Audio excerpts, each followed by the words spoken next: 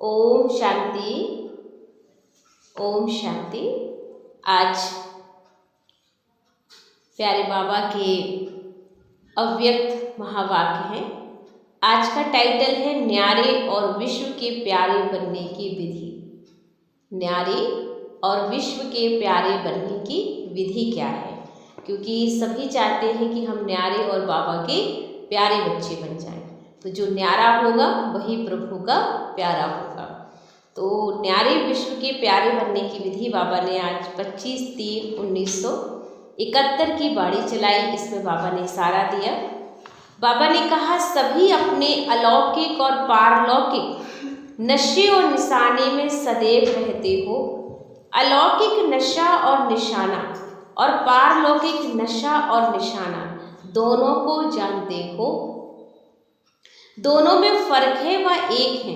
तो अलौकिक नशा और निशाना हुआ इस ईश्वरीय जन्म का और पारलौकिक नशा और निशाना हुआ भविष्य जन्म का। तो ईश्वरीय जन्म का नशा और निशाना याद रहता है, साथ साथ पारलौकिक अर्थात भविष्य का नशा और निशाना याद रहता है। अगर दोनों ही हर समय रहें तो क्या बन जाएंगे? अलौकिक नशे और निशाने से बनेंगे न्यारे और पारलौकिक नशे और निशाने से बनेंगे विश्व के प्यारे। माने लौकिक नशा होता है तो बाबा ने कहा अलौकिक नशे से बनेंगे न्यारे और पारलौकिक नशे से बनेंगे विश्व के प्यारे। तो दोनों ही नशे और निशाने से न्यारे हो और प्यारे बन जाओगे। समझा? कितनी अच्छी बात कही कि अलौकिक नशे से बन जाएंगे हम न्यारे और पारलौकिक नशे से बन जाएंगे हम प्यारे। तो न्यारे भी बनना है और साथ में प्यारे भी बनना, क्योंकि जब हम पारलौकिक से कनेक्शन में आते ना तो हमारे अंदर प्यार भर जाता है, और जब अलौकिकता में आते हैं तो सबसे न्यारे हो जाते हैं। तो दोनों चीज़ें बहुत ज़रूरी हैं। तो अभी बाबा ने कहा सभी से न्यारा बनना है। अपनी देह से भी जब न्यारे बनना है तो सभी बातों में भी न्यारे हो जाएंगे। अब पुरुषार्थ कर रहे हो न्यारे बनने का, तो न्यारे बनने से फिर स्वतः ही सभी के प्यारे भी बन जाते हैं। जो न्यारा होगा वही सभी का प्यारा बन जाता है। तो बाबा ने कहा प्यारे बनने का पुरुषार्थ नहीं होता, लेकिन पुरुषार्थ न्यारे बनने का होता। अगर सबका प्यारा बनना है ना तो पुरुषार्थ क्या करना होगा? अगर सभी का प्यारा बनना है तो बच्चों को क्या पुरुषार्थ करना होगा? सबसे न्यारे बनने का। तो अपनी देह से भी न्यारे तो बनते ही हो, लेकिन आत्मा में जो पुराने संस्कार है ना उन्हों से भी न्यारे बनो। प्यारे बनने के पुरुषार्थ से प्यारे बनेंगे तो रिजल्ट क्या होगी? और ही प्यारे बनने की वजह बाप दादा के दिल रूपी तख्त से दूर हो जाएंगे। इसलिए ये पुरुषार्थ नहीं करना कि कोई भी न्यारी चीज प्यारी जरूर होती है। इस संगठन में अगर कोई न्यारी चीज दिखाई दे तो सभी का लगाव और सभी का प्यार उस तरफ चला जाएगा। तो आप भी न्यारे बनो। सहज पुरुषार्थ है ना। न्यारे नहीं बन पाते हो, इसका कारण क्या है? आजकल का लगाव सारी दुनिया में किस कारण से होता है? अट्रैक्शन। बाबा ने कहा आजकल जो लगाव का कारण बन रहा है किसी न किसी के आकर्षण जो है ना, अट्रैक्शन बहुत होता है। कभी किसी को देखा, उसकी कोई विशेषता अच्छी लग गई, उसमें कोई खूबसूरती अच्छी लग गई और हम इतने प्रभावित हो जाते हैं कि उसके अलावा हमें कुछ दिखाई ही नहीं देता। तो बहुत ज़्यादा अट्रैक्शन है आज के समय। तो अट्रैक्शन भी स्वार्थ से हो गया है, और इस समय का लगाव और स्नेह से नहीं है, लेकिन स्वार्थ से हो गया है। जो आजकल का लगाव है स्वार्थ का लगाव हो गया। हमें इनसे क्या प्राप्ति होगी, इनमें क्या विशेषता है, इनमें क्या अच्छा लगता है हमको। तो बस कहीं ना कहीं जब तक अट्रैक्शन दिखा, कुछ अच्छा दिखा तो प्यार हो जाता है, और जब कोई कमी दिखी तो प्यार खत्म हो जाता है। तो आजकल का जो बाबा कहते हैं ना, अट्रैक्शन वाला स्वार्थ वाला प्यार हो गया, और स्वार्थी प्रेम कभी भी अमर नहीं होता है। इसलिए स्वार्थ के कारण लगाव, और लगाव के कारण न्यारे नहीं बन पाते हैं, क्योंकि कहीं ना कहीं वो लगाव उन्हें खींचता रहता है। तो उसके लिए क्या करना पड़ेगा? स्वार्थ का अर्थ क्या है? स्वार्थ अर्थात स्व के रथ को स्वाहा करो। स्वार्थ अर्थात स्व के, बाबा ने कहा, रथ को स्वाहा करो। यह जो रथ अर्थात देह अभिमान की स्मृति, देह का लगाव लगा हुआ है, इस स्वार्थ को किस कैसे खत्म करेंगे, उसका सहज पुरुषार्थ है स्वार्थ। तो शब्द के अर्थ को समझो, स्वार्थ गया तो न्यारे बन ही जाएंगे। इसलिए किसी भी प्रकार का बच्चों को स्वार्थ नहीं करना है, हमें निस्वार्थ भाव से सेवा करनी। सिर्फ एक अर्थ को जानना है, जानकर अर्थ स्वरूप भी बनना है। तो एक ही शब्द का अर्थ जानने से सदा एक के और एक रस बन जाएंगे। जब हम एक की याद में रहेंगे तो एक रस भी हो जाएंगे, और बाबा ने कहा कि हम एक की ही याद में ठहर जाएंगे। आज बाबा ने याद किया टीचर्स को, क्योंकि जो भट्टी चल रही थी मधुबन में, टीचर्स वहाँ पहुँचे हुए थे, तो बाबा ने टीचर्स से आह्वान किया। बाबा ने कहा आज टीचर्स के उद्घाटन का दिन है, संपूर्ण आहुति डालने की समर्थ है। यह ग्रुप इंचार्ज टीचर्स का है, तो अभी है वह बनने वाली है।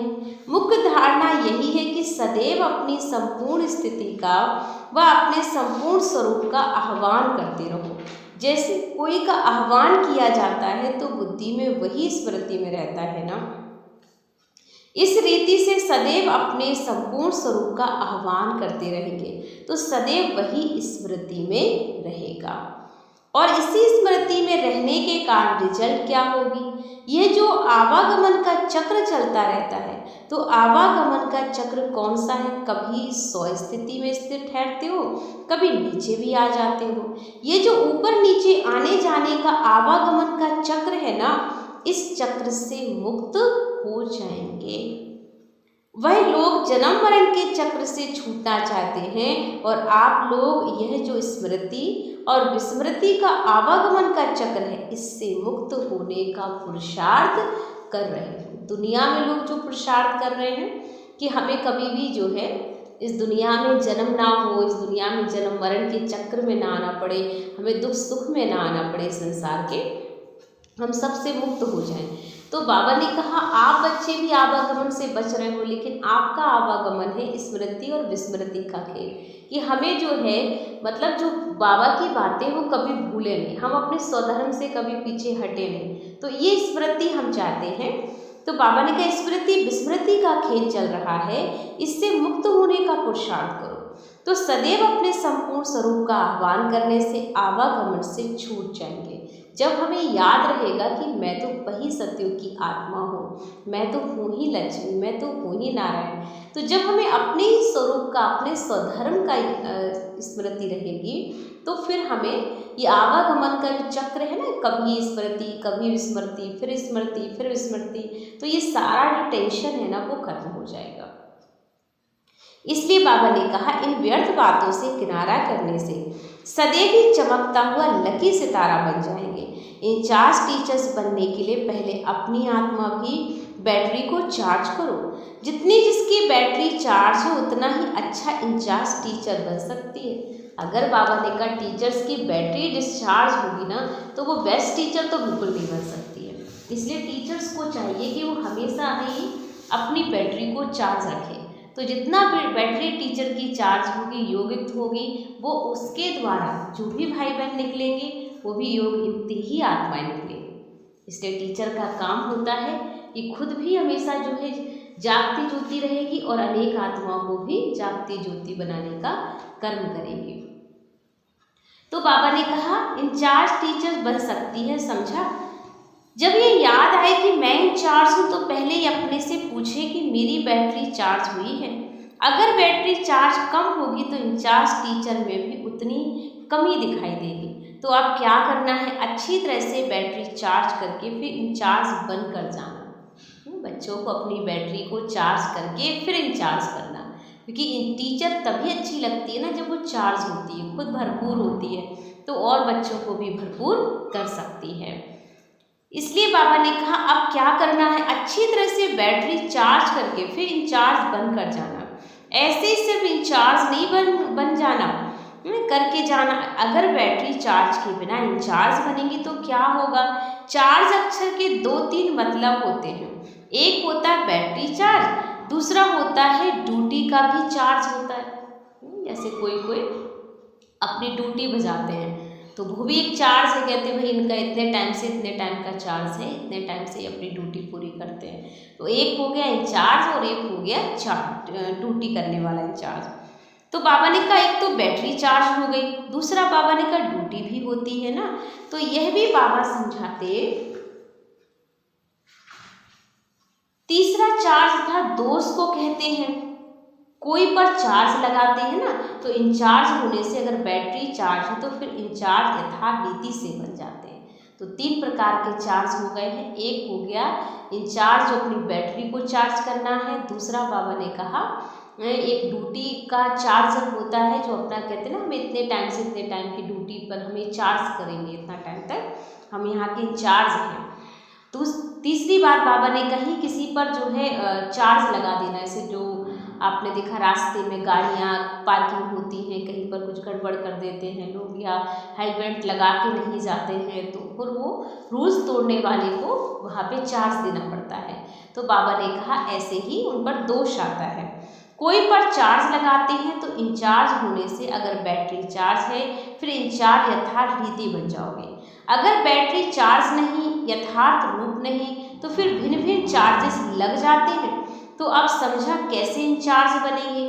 धर्मराजपुरी में पहले चार्ज लगा करके फिर सजा देंगे। तो अगर बैटरी चार्ज नहीं होगी तो चार्जेस लगेगी। सभी सोच लें, अगर यहाँ बैटरी को चार्ज नहीं करेंगे तो बहुत सारे चार्जेस देने पड़ेंगे, हम बच्चों को जो है दोस्त पर लगेगा तो उसका भी हमें भरपाई पूरी करनी पड़ेगी। इसलिए चार्जेस लगेगी। और अभी ऐसे बनकर जाना कि सभी को निगाहों में ये ग्रुप आ जाए तो सभी अनुभव करें कि बड़े ते बड़े लेकिन छोटे तो सुभान अल्लाह है। माने जो बड़े तो बड़े हैं ही। और ये बात बिल्कुल सही है कि आजकल की जो नई पीढ़ी बाबा की बच्चियां बन रही हैं या बच्चे बन रहे हैं, बिल्कुल सच में सुभान अल्लाह है। क्योंकि वो बड़ों से भी बहुत अच्छे काम कर जाते हैं, बड़ों से भी बहुत समझदार होते हैं, बड़ों से भी उनके अंदर कुछ कर दिखाने का एक जलवा होता है। तो बाबा कहते हैं छोटे तो छोटे हैं, बड़े तो बड़े हैं ही, लेकिन छोटे सुभान अल्लाह बन जाते हैं। तो हमें भी उनको प्रोत्साहन देना है, सभी भाई बहनों को, बच्चों को, आने वाली नई पीढ़ी कन्याओं को भी, क्योंकि यही हमारे आने वाले समय का भविष्य बनेंगे। तो बाबा ने कहा ऐसा लक्ष्य रखो, भट्टी से भी ऐसे ही लक्षण धारण करके जाना। ऐसा कोमल होना है जो अपने को जहाँ मोड़ना चाहो वहाँ मोड़ सकते हो। कोमल चीज को जहाँ मोड़ना चाहो वहाँ मोड़ सकते हो, लेकिन सख्त को कोई मोड़ नहीं सकता। बाबा कहते हैं जो पुराने बच्चे हो जाते हैं ना तो उनके अंदर थोड़ा सख्त पना आ जाता है, क्योंकि पेड़ कोई भी पुराना होता है तो इतनी ईजी नहीं गिरता है, कटता है, या तो वो सड़ी जाए पूरी तरह तभी वहाँ से वो टूट सकता है। तो ऐसे ही बाबा कहते हैं कोमल जो बहनें होती हैं, हमारे सेंटर पे बहनें हैं या कुमार हैं, तो ये कोमल पत्ते हैं। इनको जहाँ हम मोड़ना चाहते हैं, जैसे इन्हें लगाना चाहते हैं वैसे लग जाते हैं। तो ये उनकी बहुत अच्छी विशेषता है। इस वक्त हम उन्हें जो सिखाना चाहेंगे वो सीख जाएंगे। हमारे जो घर में बच्चे हैं उन्हें भी हम जो सिखाना चाहें वो सिखा सकते हैं। अभी के संस्कार ही उनके आने वाला समय का भविष्य बनेगा। तो बाबा ने कहा कि मोड़ना चाहते हो ना वहाँ मोड़ सकते हो, लेकिन सख्त को कोई नहीं मोड़ सकता है, कोमल बनना है। लेकिन किस में? संस्कार मोड़ने में कोमल बनो ना, लेकिन कोमल दिल से बचकर रहना। दिल कन्याओं को कोमल नहीं बनाना है। बाबा कहते हैं अपने संस्कारों को कोमल बनाओ, कि जब चाहो जहाँ जैसी स्थिति है वैसे खुद को मोड़ कर लो। ये लक्ष्य और लक्षण धारण करके जाना। इस स्नेही सहयोगी बनने वाले ग्रुप के लिए स्लोगन है अधिकारी बनेंगे और अधीनता को मिटाएंगे। कभी अधीन नहीं बनना, चाहे संकल्पों के चाहे माया के, और भी कोई रूपों के अधीन नहीं बनना है। इस शरीर के भी अधिकारी बनकर चलना और माया से भी अधिकारी बन उसको अपने अधीन करना। संबंध भी अधीनता में भी नहीं आना है, चाहे लौकिक, बाबा ने कहा चाहे ईश्वरीय, चाहे लौकिक हो चाहे ईश्वरीय संबंध में भी अधीनता ना हो, सदा अधिकारी बन के रहना। यह स्लोगन सदैव याद रखना, ऐसा बन के ही निकलना है। जैसे कहावत है ना, मान सरोवर नहाने से परियां बन जाते थे, तो इस ग्रुप को भी भट्टी रूपी ज्ञान सरोवर में नहाकर फरिश्ता बन के निकलना है। बाबा ने जो भट्टी रखी है, इस भट्टी में सब बच्चों को मान सरोवर बन करके निकलना है। जब फरिश्ता बन गया तो फरिश्ते अर्थात प्रकाशमय काया इस देह की स्मृति से भी परे, उनके पांव अर्थात बुद्धि इस पांच तत्व के आकर्षण से ऊंची अर्थात परे होती है। ऐसे फरिश्तों को माया व कोई भी माया भी टच नहीं कर सकेंगे। तो ऐसे बन करके जाना जो ना कोई मायावी मनुष्य ना माया टच कर सके। कुमारियों की महिमा बहुत गाई हुई है, लेकिन कौन सी कुमारी बनना है हमें? ब्रह्मा कुमारियों की महिमा गाई हुई है, तो ब्रह्मा कुमारी अर्थात ब्रह्मा बाबा को प्रत्यक्ष करने वाली कुमारी होती है। कुमारी बहनों का बहुत बड़ा रोल है हमारी संस्था में। तो बाबा कहते हैं ये कुमारियाँ ही आने वाले समय का भविष्य, ब्रह्मा बाप समान है, बाबा को भी प्रत्यक्ष करने वाली हैं। तो बाबा ने कहा कि जो टीचर्स बनती है ना, उनको सिर्फ पॉइंट बुद्धि में नहीं रखनी है, वह वर्ण करनी है, लेकिन पॉइंट रूप बनकर पॉइंट वर्ण करनी है। क्योंकि जो बच्चे होते हैं ना वो बहुत जल्दी याद कर लेते बाबा की बातों को। तो बाबा कहते हैं कुमारियों को सिर्फ पॉइंट सुनना नहीं है कि पॉइंट उनको पूछा जाए तो उनको बड़ी अच्छी अच्छी पॉइंट सुना दें, लेकिन उनको पॉइंट बनना भी है, फिर वर्ण करना है। क्योंकि पहले वर्ण फिर बाद में बाबा कहते हैं पॉइंट बनो, लेकिन पॉइंट हमें सुन करके उसको अपने स्वरूप में लाना है, धारणा मूर्त बनना है और अपनी धारणा से फिर वर्ण में आना है। अगर स्वयं पॉइंट स्वरूप में स्थित नहीं होंगी तो पॉइंट का कोई भी प्रभाव नहीं पड़ेगा। इसलिए पॉइंट इकट्ठी करने के साथ साथ अपना पॉइंट रूप भी याद करते जाना। जब कॉपियाँ भरती हो ना, तो कॉपी को देखकर यह सब चेक करना कि साकार ब्रह्मा बाबा के चरित्रों की भी कॉपी बनी हो। कॉपी जो की जाती है ना, वह तो हूबहू वैसी बन जाती ना। तो जैसा बाबा वैसे बच्चों को भी बनना है, ब्रह्मा बाप समान कॉपी बनना है, अर्थात जैसा टीचर वैसा ही रचना बननी चाहिए। ऐसे बाप समान बनकर दिखाओ। सुनाया था ना, जितनी समानता होगी ना उतनी सामना करने की शक्ति भी आ जाएगी, क्योंकि समानता हमें सामना करने की शक्ति भर देती है। तो समानता लाने से सामना करने की शक्ति स्वतः आ जाएगी। अच्छा, ये ग्रुप कम नहीं है, इतना बड़ा शक्ति दल जब कोने कोने में सर्विस पर फैल जाएगा तो क्या होगा? बाबा ने कहा जब इतनी सारी जो कुमारियां हैं बाबा की, इतनी शक्तियां हैं, जब ये फैल जाएंगी तो क्या होगा? तो बाबा ने कहा आवाज बुलंद हो जाएगा। ब्रह्मा कुमारियों की जय अभी तो गालियां देते हैं ना, जो बाबा के टाइम की बात है कि उस समय तो लोग गालियां दे देते, 1971 की बात है। और उस समय का जो माहौल था, उस समय बहनों को बहुत सहन करना पड़ा, बहुत इस कार्य में आगे बढ़ने में उन्होंने बहुत बाधाओं को देखा है, जीवन में बहुत सहा है, तब जाकर इस यज्ञ को यहाँ तक। आज तो हम माखन खा रहे हैं, कुछ भी मेहनत नहीं कर रहे हैं, लेकिन उन समय उन बहनों ने, दादियों ने, ब्रह्मा बाबा ने बहुत त्याग किया, बहुत सहा है संसार में। तो बाबा कहते गालियाँ देते थे, यहाँ ही आप लोगों के सामने महिमा के पुष्प चढ़ाएंगे। इसलिए कहा कि ऐसे बन करके जाना जो देखते ही सभी के मुख से ये आवाज़ बुलंद होकर निकले। इस ग्रुप को यह प्रैक्टिकल पेपर देना है, चारों ओर बाप दादा और मददगार बच्चों की जय जयकार हो जाए। ऐसी शक्ति है, एक के संग में रहने से संग दोष से छूट जाएंगे। सदैव चेकिंग करो कि बुद्धि का संग किसके साथ है, एक के साथ है। अगर एक का संग है तो अनेक संग दोष से छूट जाएंगे। संग दोष कई प्रकार के दोष पैदा कर देते हैं, इसलिए इसका बहुत ध्यान रखना। एक बाबा, दूसरा हम और तीसरा ना कोई। जब ऐसी स्थिति होगी तो फिर सदैव आप लोगों के मस्तक से तीसरे नेत्र का साक्षात्कार होगा। यहाँ का जो यादगार है ना, उसमें योग की निशानी क्या दिखाते? तीसरा नेत्र खुल गया। तो अगर बुद्धि में तीसरा नेत्र कोई आ गया तो फिर तीसरा नेत्र बंदी जाएगा। मैंने बाबा ने कहा अगर बुद्धि में तीसरा कोई आ गया तो फिर तीसरा नेत्र बंदी हो जाएगा, माने बंद हो जाएगा। इसलिए सदैव तीसरा नेत्र खुला रहे, इसके लिए याद रखना तीसरा ना कोई, एक बाबा, दूसरा तीसरा कोई हमारी लाइफ में नहीं आ सकता, बस मैं बाबा की और बाबा मेरा। तो ये बाबा ने आज हमें खास अटेंशन दिलाया कि हमें न्यारा भी बनना है और हमें प्यारा भी बनना है। तो न्यारा बनना है, बाबा ने कहा अपनी अलौकिकता में, और प्यारा बनना है पारलौकिकता में।